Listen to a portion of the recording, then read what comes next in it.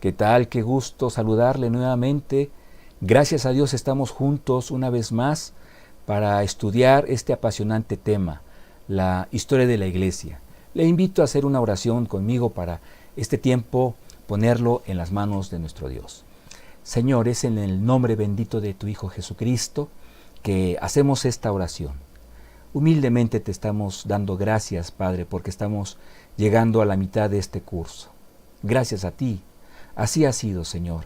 Tú nos has bendecido y hemos llegado a estas alturas por ti y para ti. Queremos encomendarte esta clase, Señor, también para que sea de bendición para nuestra vida. Guíanos, Señor, que todo lo que aquí se explique, se comente, sea para nuestra edificación. En el nombre de Cristo Jesús. Amén. En esta vida todo lo que inicia tiene fecha de caducidad, tiene una conclusión. Y la etapa de la Iglesia imperial no es la excepción. Llega a su fin, pero en esta clase es que vamos a tratar de detallar cómo fue que se llega a este momento. El periodo imperial llega a su fin. Vamos leyendo y vamos comentando, que esta etapa se concluye en el año 476, casi al final, justo cuando el Imperio Romano cae. ¿Por qué hacemos un cierre de un periodo en la historia de la Iglesia justo cuando un imperio humano concluye? La razón es muy sencilla, por la conexión tan estrecha que en ese momento existió entre el imperio y la Iglesia. La conexión era muy estrecha. Vamos leyendo para tratar de explicar esto y recordar algunos puntos que ya hemos mencionado. El imperio ya no perseguía a la Iglesia. Es más, la apoyaba, la patrocinaba, la solapaba en ciertos momentos, en ciertas circunstancias.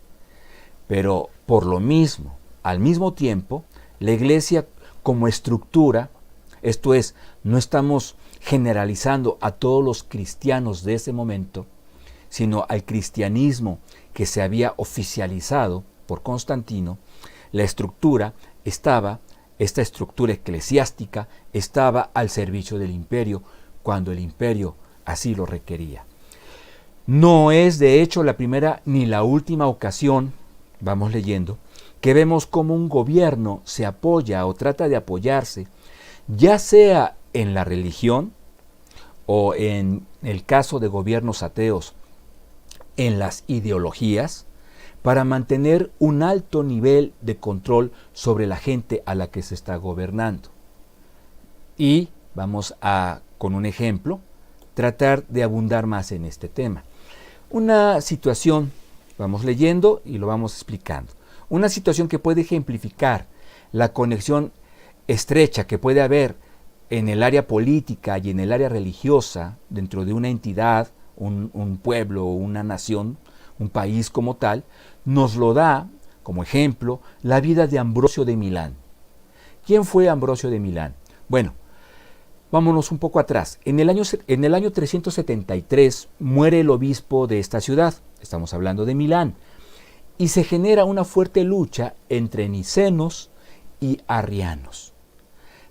Esta lucha obedece a que ambos grupos querían que el obispo en turno, el obispo que sucediera al que había fallecido, fuera acorde a su doctrina.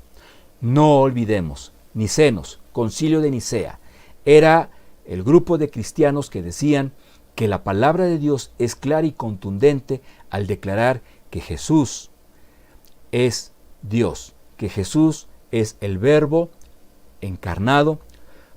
Estamos hablando de Dios verdadero, no de un Dios en una segunda categoría, como los arrianos sí lo apreciaban. Los arrianos siempre, y así lo expresaron a detalle, minimizaron la personalidad y la obra de Jesucristo.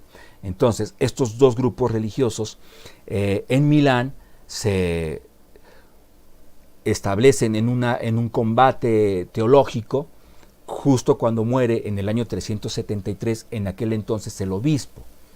Entonces, es en este panorama que Ambrosio de Milán se empieza a involucrar en el ámbito eclesiástico cuando él era una persona con una trayectoria política ya muy fuerte.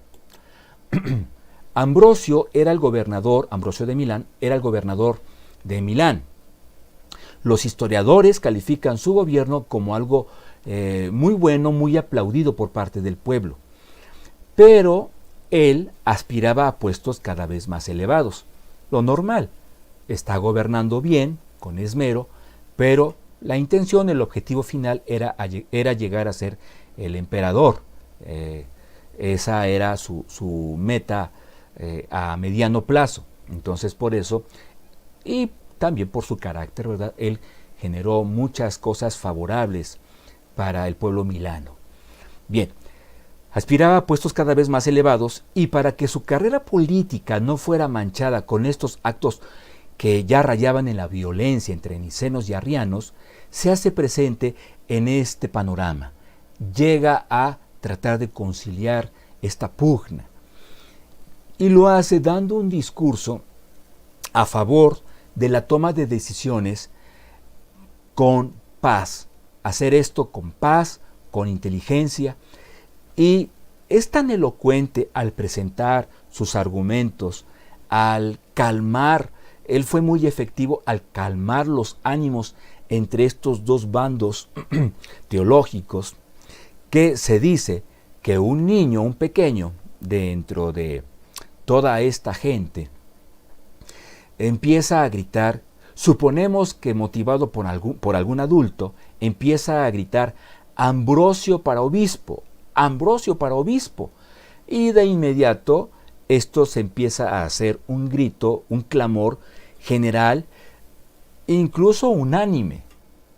Y obviamente a Ambrosio esto le tomó por sorpresa, lo turbó, lo incomodó e incluso lo molestó, porque él no llegó con ese fin a calmar el conflicto entre estos dos bandos. Él llega políticamente, con un objetivo netamente político, y el problema para él es que hace uso de una elocuencia y de una influencia en la esfera emocional tan profunda, tan poderosa, que la gente, claro, con el historial que él tenía de ser un buen líder como gobernante, empezó entonces a decir: bueno, pues si tú hablas de que esto se haga de manera pacífica e inteligente, o con inteligencia, entonces, ¿para qué estamos buscando? Tú debes ser nuestro obispo. Y empiezan a gritar: Ambrosio para obispo,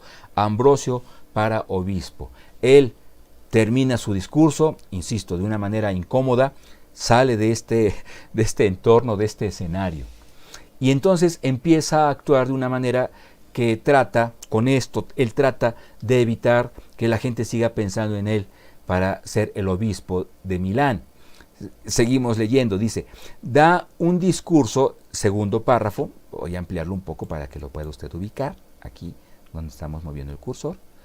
Dice: da un discurso a favor de tomar decisiones con paz, con inteligencia, y se le empieza a clamar para ser obispo. Hace intentos por persuadir a la gente para que olviden esta idea, aunque finalmente accede. Aquí creo yo es necesario que comentemos a qué nivel llegan sus intentos porque la gente pierda de vista su clamor o su petición y dejen de proponerlo o postularlo como obispo milano. Y entonces él empieza a quienes estaban presos a torturarlos. Claro, no directamente, no físicamente él. Manda, ¿verdad?, que pues se les torture a los prisioneros con el fin de declarar, con el fin de hacer esto tan visible a la sociedad que la gente empezara a perder de vista que se trataba de una persona, de una persona con un carácter, no digamos intachable, pero sí ejemplar. Y entonces él toma esta medida para que la gente diga: bueno, no es tan bueno, por lo tanto entonces cambiemos nuestra postura y sigamos buscando un sucesor para el obispado. No le hacen caso, siguen planteándolo, siguen pidiéndole que se erija como el obispo de la ciudad de Milán. Entonces, es tanta la presión de la gente que él llega a una medida más extrema. Y se habla de que contrata a mujeres que se dedican a la prostitución, lo digo así, un poco entrecortado para que a lo mejor la palabra no genere incomodidad a la plataforma. Mujeres que se dedican a este oficio, dicen, y entonces lo hace de una manera descarada y abierta. No sé, un buen número de mujeres son contratadas para este fin.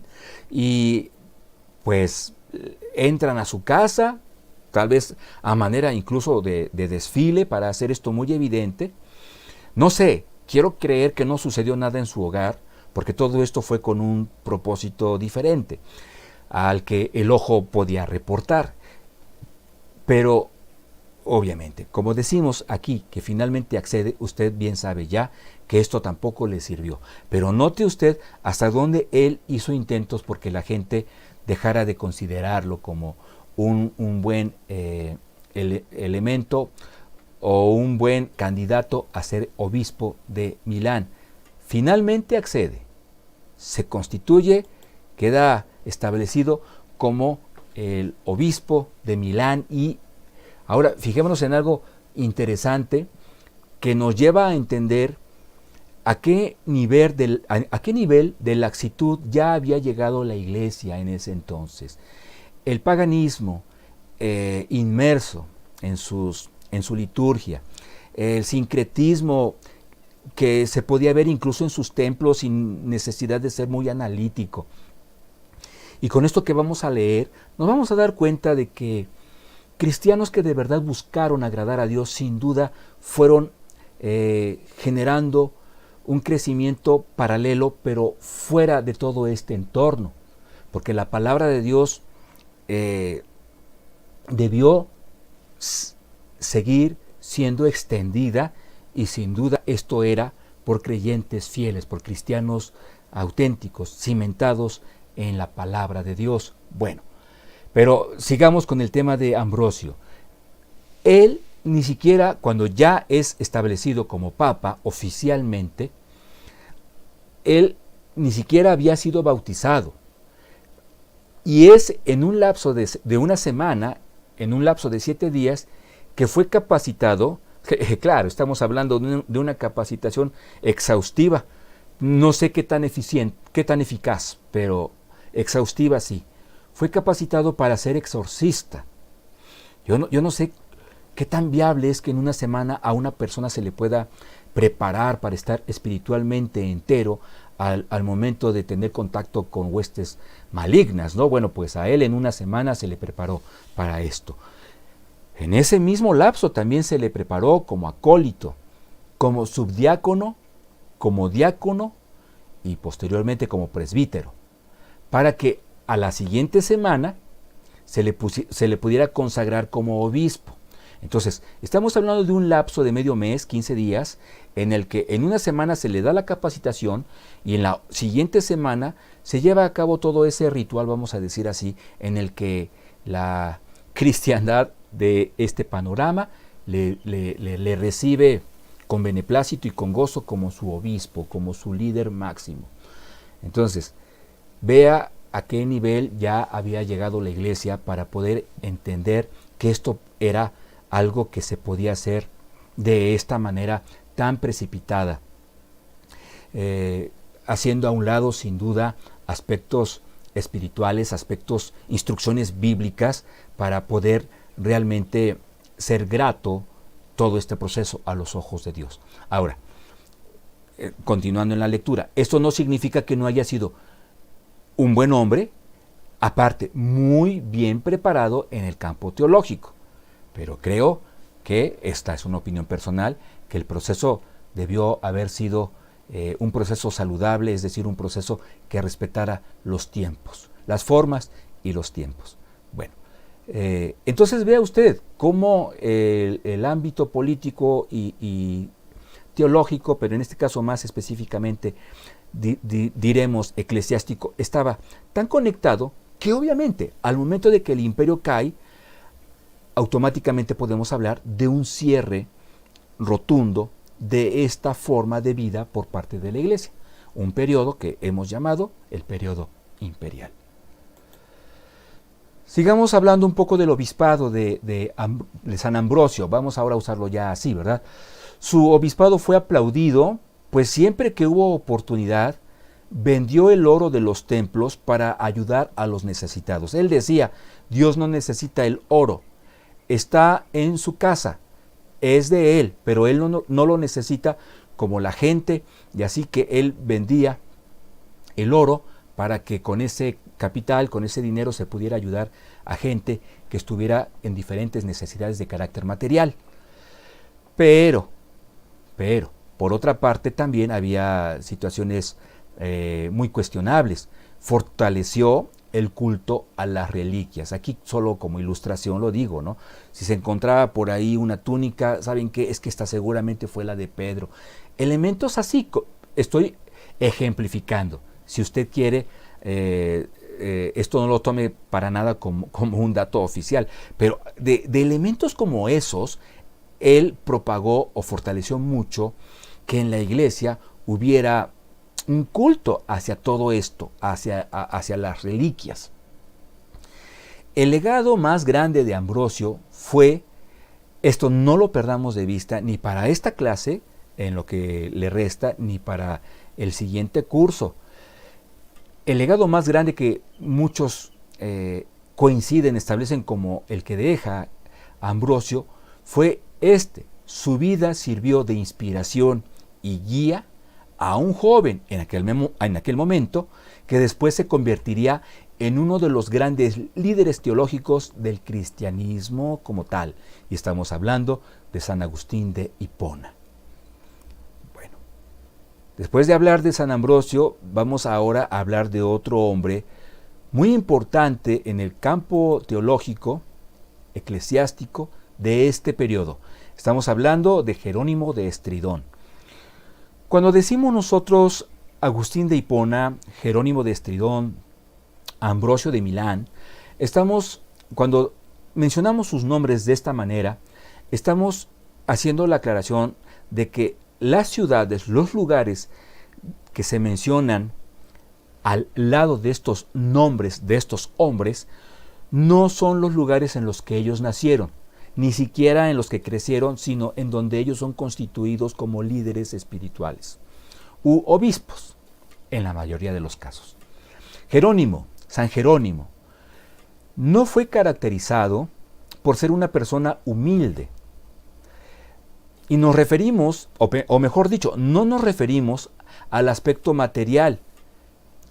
Cuando decimos que no fue para nada humilde, hablamos de su carácter.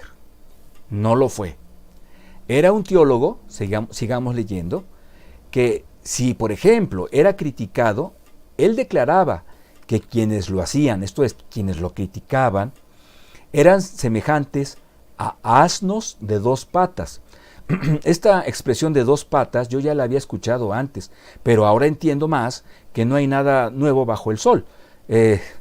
Esta expresión, imagínense desde cuántos ayeres podemos mencionarla, ¿no? Él decía, se trata de un asno de dos patas simplemente porque no coincidía con sus posturas teológicas. Y fíjese que a quienes llegaba a insultar de esta manera, no a una persona cualquiera. Por eso le digo que él no era nada humilde. Él criticaba a quienes se le oponían o le criticaban a la vez de una manera insultante.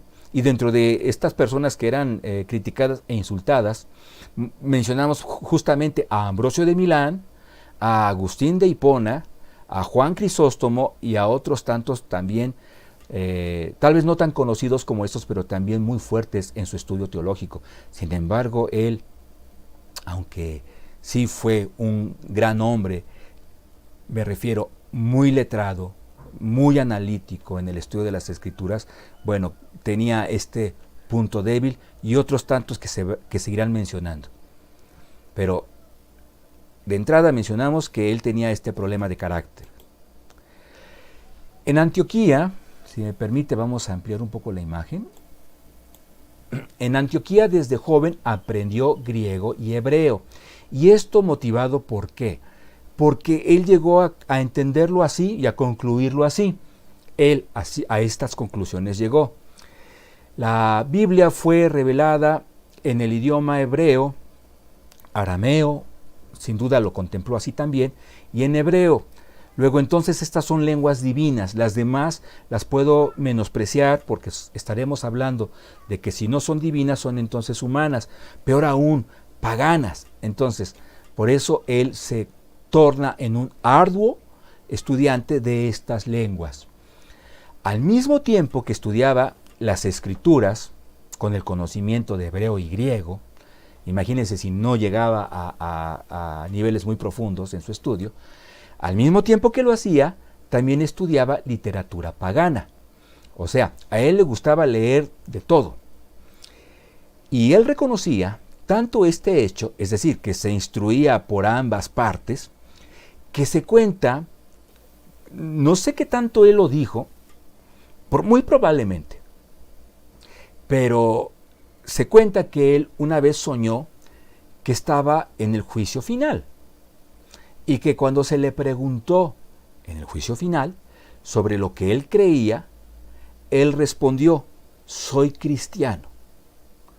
A lo que el juez le recriminó, le respondió diciendo: mientes, tú no eres cristiano, tú eres ciceroniano, o sea, discípulo, al menos en las ideas, de Cicerón.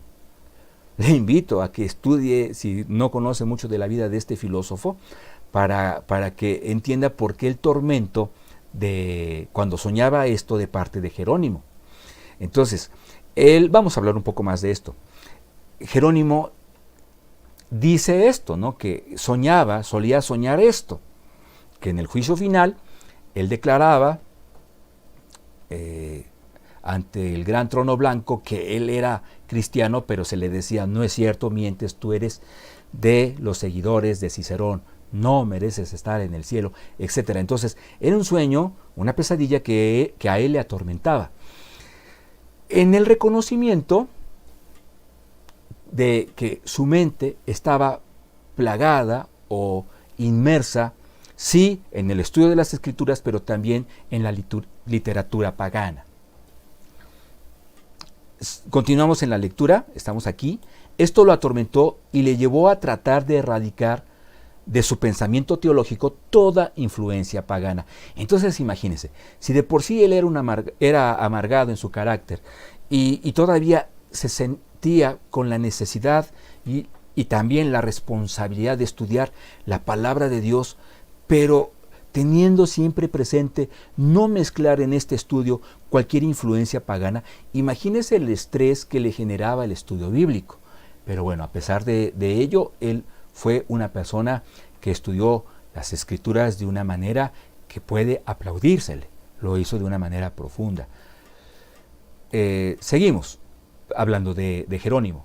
Pero la influencia pagana no solo le atormentaba en el ámbito de las ideas.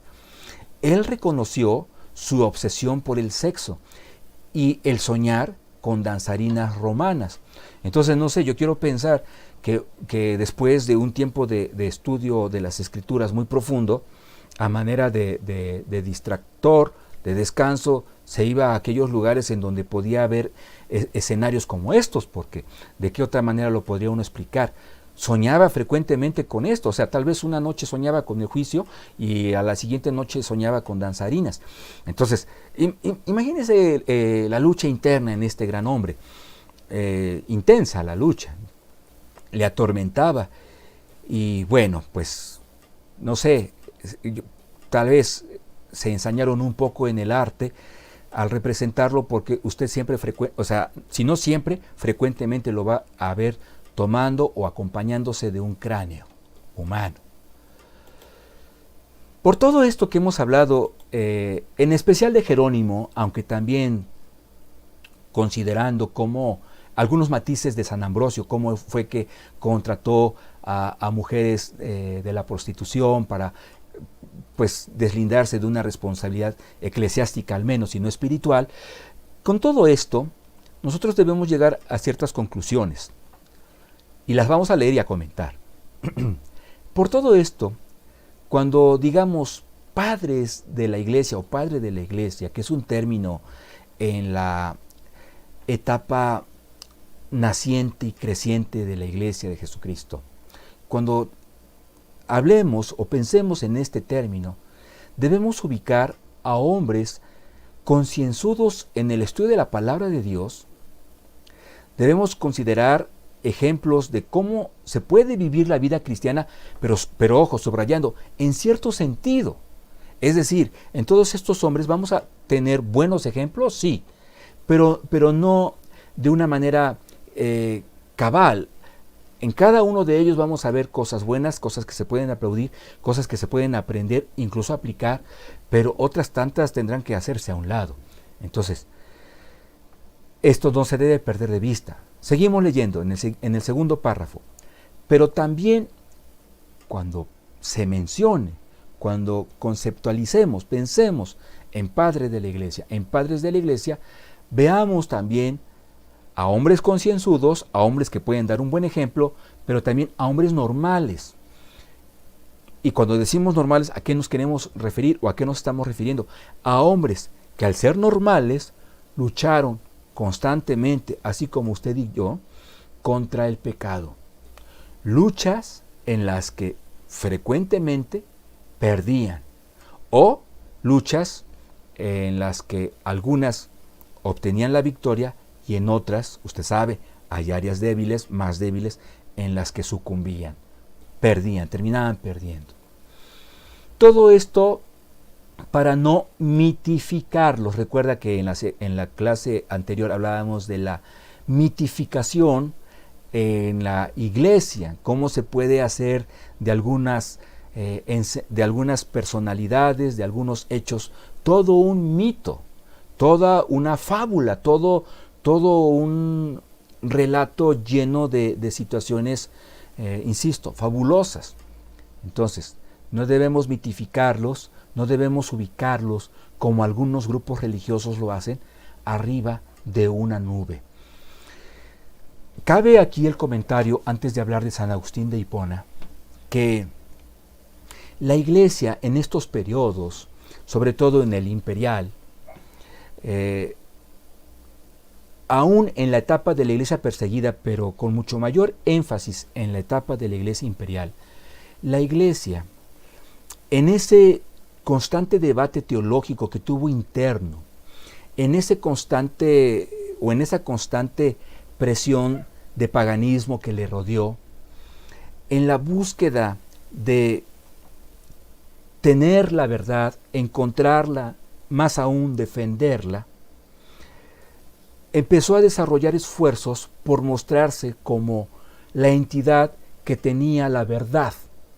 Y en esa búsqueda, a todos los hombres que formaron parte de su liderazgo, o al menos a los más importantes y que son mencionados como padres de la iglesia, en ese intento de decir, aquí estamos, perdónenme la expresión, aquí estamos los buenos, empezaron a desarrollar una serie de historias místicas también, alrededor de todos ellos, alrededor de todos estos hombres, con tal de poder decir, mira, es aquí en donde nosotros tenemos el favor de Dios, porque tales líderes hacen tales milagros, hablan con la naturaleza les responde, en ese afán de mostrarse como un movimiento puro, pero sobre todo auténtico, en medio de tanta falsedad, falsas doctrinas que iban y venían, se desarrolla esto. Pero bueno, está en cada uno de nosotros juzgar si en lugar de conseguirse con esto una pureza en la doctrina, lejos de esto se logró algo contrario. Y bueno, pues eso es lo que algunos consideran, hablando de la patrística o de la patrología, el estudio de los padres de la iglesia, como un fuerte elemento para defender al cristianismo, cuando en muchos de los casos, viendo con microscopio la vida de estos hombres, podríamos meternos en problemas tratando de presentarlos como ejemplos cabales a seguir. Bueno, pues es solo un comentario antes de hablar de San Agustín de Hipona. Wow, estábamos perdiendo un dato muy importante sobre la vida de Jerónimo. Los sentimientos de culpa, sigamos hablando de él, de Jerónimo, los sentimientos de culpa lo llevaron a vivir de una manera austera, pero a la vez sucia. Y el argumento que daba es que quien había sido lavado por la sangre de Cristo no necesitaba ser lavado nuevamente. Entonces, es lo que yo le estoy mencionando. Por un lado, una asertividad en la magnitud del sacrificio de Jesucristo, su sangre, nos limpia de todo pecado, pero cómo después se llega a desvirtuar un tanto, no el concepto en sí de la sangre de Cristo, pero sí de la limpieza. Y entonces este hombre se sintió con el argumento considerado como bíblico para andar con harapos, andar sucio y dando pues un aspecto deprimente, ¿verdad?, a su cuerpo, a su persona. Él hace, este es el dato que no podíamos perder de vista, discúlpeme, ya queríamos hablar de San Agustín, todavía hay cosas interesantes de Jerónimo, por supuesto. Y como siempre, la invitación es que pueda usted en sus ratos libres estudiar un poco más de San Ambrosio, de Juan Crisóstomo, de máxime que de él solamente hemos dado su nombre, de Jerónimo y cuanto más de San Agustín. Bien, él hace, Jerónimo, él hace una nueva traducción de la Biblia ahora al latín y se distingue de la Septuaginta porque la Septuaginta, aunque tenía para pues la cristiandad de ese momento un alto prestigio al haber sido constituida por 70 personas involucradas en el proceso de traducción, en los trabajos de traducción, para San Jerónimo esto no era lo adecuado, lo indicado, porque se estaba hablando de que el proceso debía tener como objetivo a la gente que en ese entonces en el imperio hablaba el latín. Por eso es que hace una traducción de las lenguas originales al latín. Y surge entonces la Vulgata latina. Este es un tema apasionante cuando estamos hablando de bibliología, no de bibliografía, de bibliología, o sea, el estudio de la Biblia. Y bueno, pues ahí está como referencia para que usted también pueda empezar a investigar sobre el asunto. De hecho, nuestra iglesia da un estudio sobre este tema. Agustín de Hipona, y por fin llegamos a este gran hombre, a hablar sobre él. Claro, lo hacemos brevemente a comparación de todo su legado, pero hemos puesto esta ilustración porque, obvio, alguna vez tuvo que ser joven. Y hablando justamente de su juventud, vamos leyendo y comentando. Agustín, desde joven, fue un hombre muy estudioso. Cuando está en Cartago, él empieza a conocer y a dominar el arte de la retórica, porque estamos hablando de un lugar en donde se enseñaba esto de una manera profesional. Hablaríamos en tiempos modernos de que ahí estaban las mejores universidades para los abogados, para la abogacía, para las leyes. Entonces él en Cartago empieza a conocer, incluso a dominar el arte de la retórica. Bueno, ya ahí lo estamos mencionando, ¿no? Se trataba de un lugar donde se preparaban quienes querían ser abogados. Y a Agustín, Agustín llegó en ese entonces a concluir, por toda esta influencia, concluyó que no importaba tener o no la razón, lo que importa es la convicción para defender una causa. Aunque esta causa no sea razonable, importará más cómo la defiendo que aquella persona que, aunque le compete la razón, no tiene la forma de argumentar que se trata de la razón. Más o menos así lo estaríamos explicando. Y permítame darle un ejemplo. Estamos hablando de una situación que pudimos vivir hace muchos años, y esto de muchos años, espero en Dios que quede subrayado en su mente. Estamos hablando de una etapa en la que en mi vida pues no era mi prioridad Dios y mucho menos servirle. Insisto, estamos hablando de más atrás de 2 décadas, más allá de 2 décadas. Y sí, más atrás, 2 décadas más atrás, un poco más. Bueno, estábamos trabajando en una empresa en donde se tuvo una reunión de la gerencia con los, ¿cómo se les dice? Con los socios, o sea, quienes eran de alguna forma los dueños. Estaban viendo asuntos financieros de la empresa y hay un momento en esa reunión en la que se me manda a llamar. Bueno, pues llegamos y se me pregunta si tenía yo listo un reporte que ellos en su momento, entiendo, necesitaban para ciertas conclusiones económicas. Y entonces todo pasó tan rápido en mi mente, y no lo digo a manera de justificación, pero así fue. Era un reporte que yo podía tener listo en un par de días. Es decir, no estaba listo. Y es que, obvio, y no es para justificar, insisto, no sabía que en esa junta se me requeriría. Pero entendiendo que en 2 días podía estar listo, tomé confianza, tomé aplomo para decir sí lo tengo. Insisto, esto tiene ya muchos años. El Señor ha hecho muchos cambios en mi vida, créamelo. Entonces yo dije, sí lo tengo. Al final de cuentas, no se me pidió en ese momento físicamente esa información. Pero sucede esto. Uno de los socios de la empresa era abogado, o es abogado, y de hecho muy reconocido en la ciudad de Puebla. Y él dijo, así, con esa seguridad que dices que tienes el reporte, siempre debes defender tus ideas. Yo en ese momento, con la angustia de lo que se me había pedido, no hice mucho reparo en ese consejo. Salí de la oficina. Ya después lo carburé un poco más en el cerebro. Y dije, bueno, pues tal vez sí pueda ser funcional. Pero ¿qué tanto realmente puede agradar a Dios? Y la respuesta es obvia. La verdad no necesita ser defendida con el esfuerzo humano. Nuestro Señor Jesucristo se declara a sí mismo como la verdad. Entonces, ¿para qué uno en la esfera humana deberá hacer intentos por ayudar a que la verdad se esclarezca en su momento?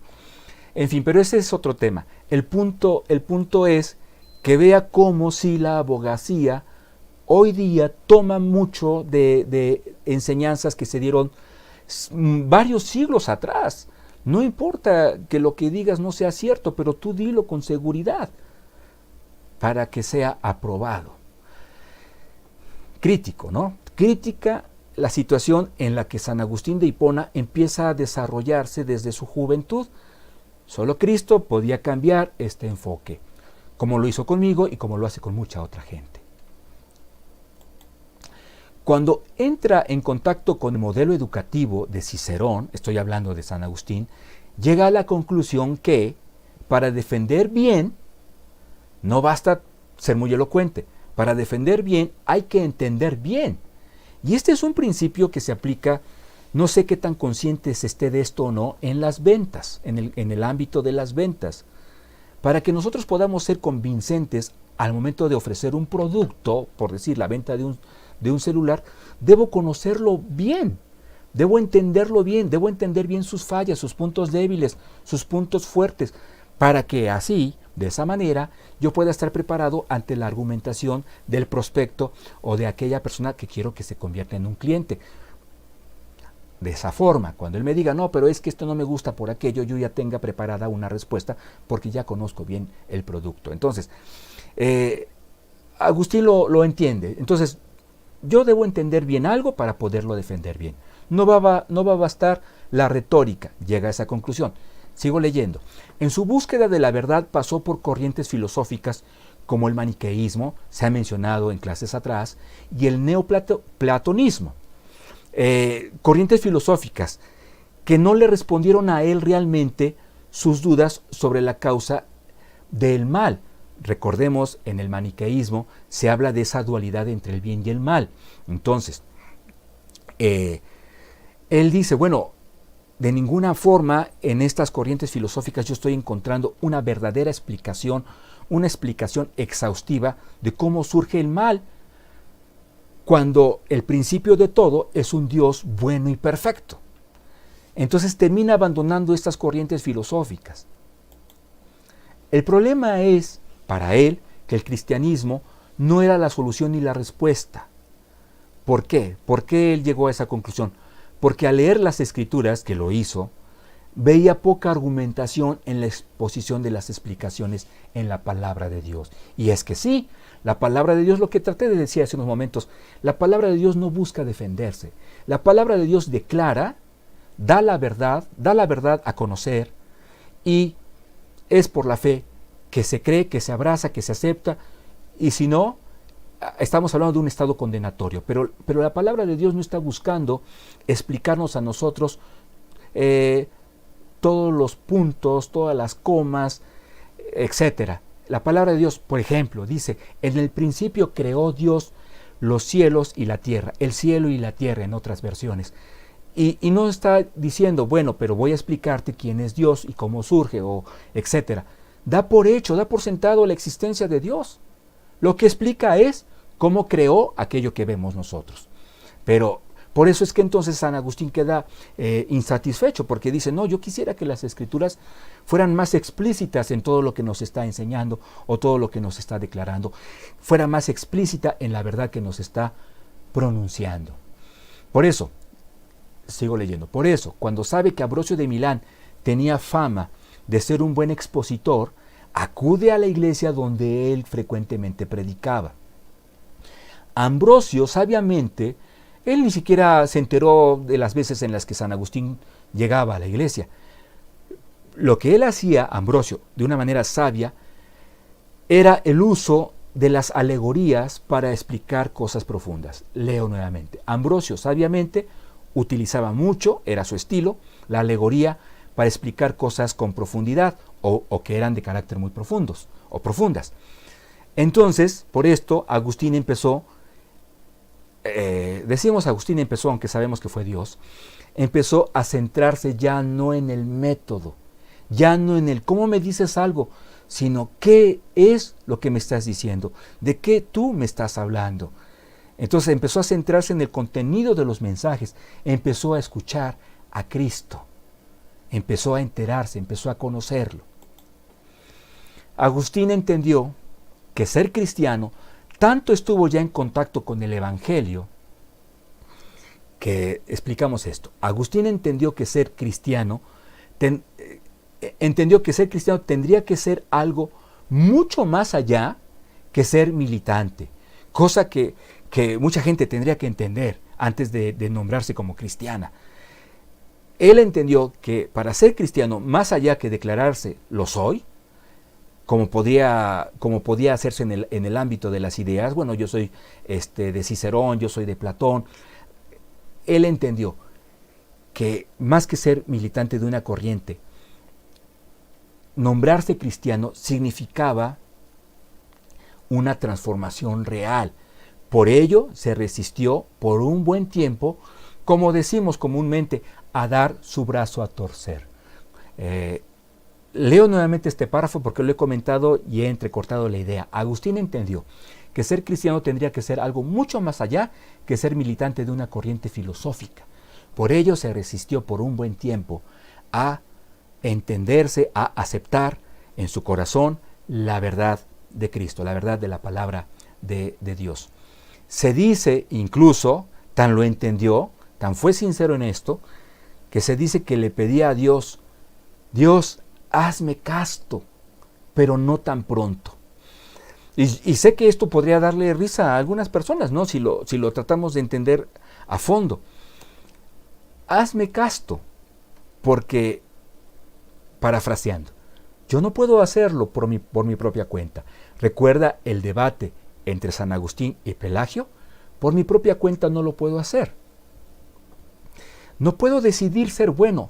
Si he de ser bueno, tú lo vas a generar en mí. Hazme bueno, hazme casto, pero tómate tu tiempo, Señor. En otras palabras, para que mientras pueda yo darme ciertos placeres, ciertos deleites, ciertos descansos, porque bien entendió que una vez siendo declarado en su corazón el Evangelio de Jesucristo como la verdad, él no podía dar marcha atrás, no podía titubear, no podía ponerse a jugar con Cristo. Entonces, por eso es el que él le dice a nuestro Señor: hazme casto, pero tómate unos días para hacerlo en mi vida. Dios no permita que sea este el clamor en nuestra vida. Señor, cámbiame, quita esto de mí, aunque no te apresures, no es necesaria tanta prisa, ¿verdad? Muy probablemente experiencias como esta le llevaron a entender la exclusión del libre albedrío en el proceso de la salvación, concluyendo que quien es salvo lo es por haber estado ante la gracia irresistible de Dios, de parte de Dios, que es la que nos conduce de manera predeterminada a aceptar el Evangelio. Bueno, aquí estamos hablando, ¿verdad?, de una doctrina que se va cimentando y que va a ser expuesta y desarrollada en la etapa de la Reforma de una manera muy intensa, insisto. Entonces, San Agustín, sigamos hablando de su vida, también aboga, mucho cuidado con este dato, que será importante para la siguiente etapa, la etapa medieval. Agustín también abogó por la existencia de guerras justas. Es que en la etapa medieval vamos a hablar de las cruzadas. Agustín decía que las guerras justas son justificadas, es decir, tienen razón de ser cuando se cumplen algunos requisitos, puesto que estas guerras al final de cuentas lo que persiguen es llevarnos a la paz. Lo leo. Agustín también abogó por la existencia de guerras justas, que son las que, cumpliendo algunos requisitos, pueden llevarnos a la paz. La paz a toda costa, incluso si se requiere luchar, algo así. Todo esto a partir de las manifestaciones públicas, a veces incluso violentas, por parte de los donatistas. Los donatistas, esto es fresco, lo hemos mencionado recientemente, decían: el que mostró debilidad en su fe en Jesucristo es un apóstata, no merece los favores de la iglesia, no merece la administración, la impartición de la Santa Cena, de un bautismo, estaremos analizando la posibilidad, etc. Entonces, esto que los donatistas anunciaban, a veces lo hacían en ámbitos de una manera acalorada, de una manera fuerte, violenta, y entonces Agustín decía: si es necesaria la fuerza para acallar todos estos indicios de violencia, hagámoslo. Agustín fue el último gigante teológico durante el periodo imperial, pero durante la Edad Media fue el teólogo más citado. Ojo con esto. De esta manera, muchas de sus enseñanzas se convirtieron en el semillero doctrinal de la Iglesia Católica Romana y del protestantismo en el siglo XVI. En este curso, hermanos, amigos, hemos tratado, lo cual, sinceramente, aquí en corto lo comentamos, no es una tarea del todo fácil. Dios nos ha, creo, ayudado. En este curso hemos tratado de ir eslabonando los elementos más significativos, más importantes. Por eso nuestra insistencia. En aquella área en la que usted quiera abundar, puede incluso preguntarnos por bibliografía que le puede ayudar para tal fin. Porque nuestro principal objetivo es que usted pueda tener engranada la historia de la Iglesia, tenerla en un panorama con los acontecimientos y los personajes o las personalidades más importantes. Entonces, San Agustín es una persona en la que estamos tratando de hacer énfasis, y seguiremos haciendo énfasis, porque vea cómo él bien puede representar la conclusión de un periodo y de alguna forma, al menos ideológicamente, el inicio de otra. Entonces, es por eso que de repente tratamos de encontrar qué elemento se debe repetir, qué elemento debe colocarse de una manera tal vez, o mencionarse de una manera un tanto superficial, pero con la idea clara de que después haremos el énfasis que se requiere para poder engranar otro acontecimiento importante, y que en este caso es el inicio de la etapa medieval. Bueno, ahora, y ya para terminar con la lección de este día, mencionemos, mejor dicho, a León I, conocido como el Magno. Poco antes de la caída del Imperio Romano, que es en septiembre del año 476, tenemos a un obispo que por su fuerte influencia, su liderazgo tan fuerte, y que fue ejercido del año 440 al 461 desde Roma. A raíz de esto, a raíz de su liderazgo, es que se empieza a ver un desenvolvimiento ya muy parecido al papado actual. Después de haberlo explicado, lo vuelvo a leer para tener el dato tal cual. Poco antes de la caída del Imperio Romano, tenemos a un obispo que por la fuerte influencia de su liderazgo empezó a cimentar en la cristiandad una figura muy importante, muy nombrada en el resto de la historia de la Iglesia. Estamos hablando del papado. No es que él se haya desenvuelto como papa, pero en su desenvolvimiento vemos muchas formas equivalentes al papado actual. Por eso estamos usando dos ilustraciones, si se da usted cuenta. La que creemos es más fiel a la historia, a mano izquierda, y la que el arte católico insiste en proyectarnos cuando se trata de hablar de padres de la Iglesia o de obispos, ¿verdad?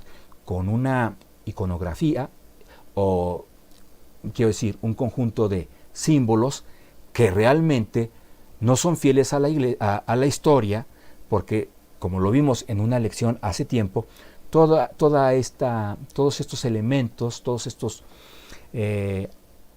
aditamentos que vemos en un papa fueron desarrollándose a partir del siglo X, siglo XI aproximadamente. Bueno, ahora, ¿cómo cerramos esta clase? Puesto que vamos a estar hablando del papado de una manera ya más constante, de una manera explícita, entonces debemos dejar cimentada esta postura, esta enseñanza. Creemos firmemente, avalada principalmente por la Biblia. Con respecto a la enseñanza que del papado hace el catolicismo romano, necesitamos mencionar que carece, y lo decimos con cariño y respeto, de sustento gramatical, de sustento contextual, de sustento teológico y de sustento histórico. ¿Por qué gramaticalmente? Porque en esta postura del catolicismo no se está reconociendo la distinción que existe léxica entre dos palabras que son mencionadas por nuestro Señor Jesús en este diálogo que sostiene con Pedro, diálogo en el que la Iglesia Católica de una manera, diríamos tal vez no muy erudita, dice, bueno, es que en ese momento Jesús le está declarando a Pedro como papa. Gramaticalmente no hay sustento para decirlo así, porque no se está reconociendo la distinción léxica entre Petros, que significa piedrecilla, Pedro, y Petra, que significa roca. Entonces, nuestro Señor Jesús a Pedro le dice piedrecilla, le dice Petros, y después hace mención a una roca, nuestro Señor Jesucristo. Todo esto, ¿verdad? Mateo 16, 18. Contextualmente, para seguir explicando esto, contextualmente no tiene un sustento. ¿Por qué? Porque se está interpretando de esta manera, que el enfoque está recayendo en Pedro, en la piedrecilla, en el Petros. No, la declaración que hace Pedro, enfoca a Jesucristo mismo. De ahí que teológicamente, también no tiene sustento, carece de sustento, porque el Nuevo Testamento, incluidas las cartas del apóstol Pedro, presentan a Cristo como la roca, precisamente. No tiene un sustento histórico. ¿Por qué? Y esta es el área que más nos compete por la naturaleza del curso. Porque esta doctrina católico-romana no es ni siquiera insinuada en los padres de los primeros siglos. En los escritos de los padres, los apologetas o apologistas, no vemos nunca una defensa sobre el papado o del papado. Sí sobre el liderazgo, el cuidado obispal que debe haber, sí de una sucesión de pastores a pastores, una sucesión cuidadosa, por supuesto que sí, pero no más de ello. Entonces, no hay un sustento gramatical, un sustento contextual, un sustento teológico doctrinal tampoco lo hay, un sustento histórico tampoco. Se hace, insisto, por parte de la Iglesia Católica a partir de una interpretación, diríamos, para tratar de explicarnos, aunque queriéndolo decir con respeto, una interpretación muy personalizada, una interpretación un tanto caprichosa. Entonces, con esta explicación es que nos vamos a sentir con confianza de poder hablar del papado como un elemento dentro de la historia de la Iglesia. No más que comentar en esta ocasión, vamos a concluir agradeciéndoles como siempre el tiempo que se han tomado para estar juntos estudiando sobre este tema. Vamos a orar para concluir. Si Dios permite, en la siguiente ocasión estaremos iniciando la segunda parte de este curso, que es la historia de la Iglesia en su etapa medieval. Bastante interesante también. Señor, te damos gracias porque terminamos esta clase, esta lección, gracias a ti. Y queremos pedirte, Señor, que estos conocimientos podamos atesorarlos para poder reflexionar en ellos. Y sobre todo, Señor, poder concluir una vez más en nuestro corazón qué tan fiel has sido con nosotros, Señor. Bendito seas, Padre, porque has cuidado de tu iglesia. Hemos visto a lo largo de este curso cómo ha sido atribulada en muchos ámbitos, en muchos campos, Señor. Ha tenido una lucha ardua, Señor, pero tú le has sacado adelante. Tú en todo momento nos has bendecido, de tal manera que hoy con gozo declaramos: hasta hoy tú, Señor, has visto por tu iglesia. Qué hermoso es poder declarar que tú eres la cabeza, que tú eres nuestra guía, que tú eres nuestro pastor. Bendito seas, Padre, en Cristo Jesús. Amén. El Señor le bendiga muy, muy ricamente.